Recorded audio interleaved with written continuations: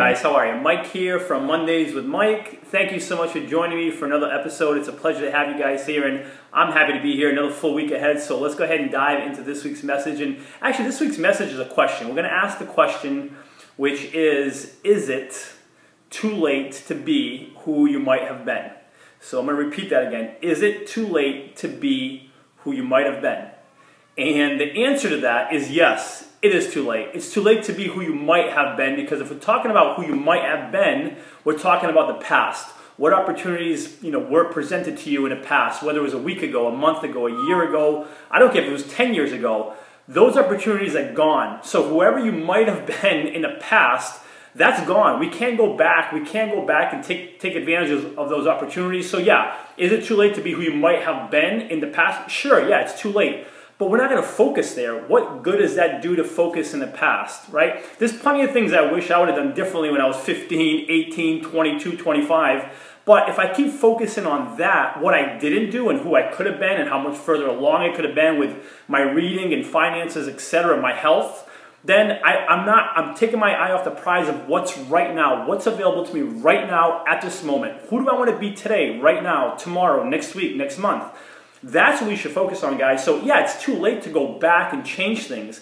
But if we keep focusing on that, we're going to lose sight of all the opportunities that are right in front of us right now to be forget who we could have been.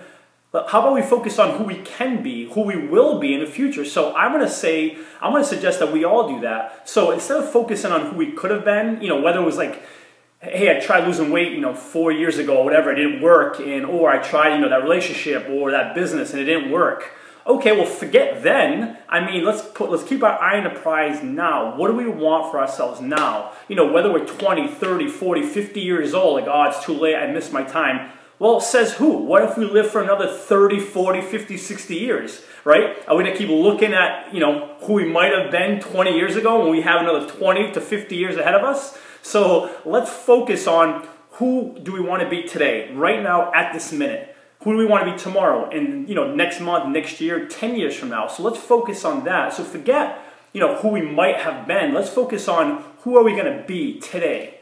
And there's two ways I'm going to suggest that we do that. And number one is, who do you want to be today, right? What do you want? What do you want for yourself, whether it's from a health perspective, business perspective, career, relationship? What do you want? I'm going to say, number one, write down what you want. There's power behind writing down your goals. If we don't write it down, it's like a fantasy. It doesn't exist. So number one, write down what you want, who you want to be, what you want today. Write it down. And step number two is, what's that one small, just feasible, doable action that you can take today to get you one step closer to who it is you want to be today? So forget who you might have been. We can't go back to that, guys. So let's focus from today going forward. Let's both, you and I, commit that going forward, we're going to focus on who we want to be today, tomorrow, next week, next month, and do what we need to do to get there, guys.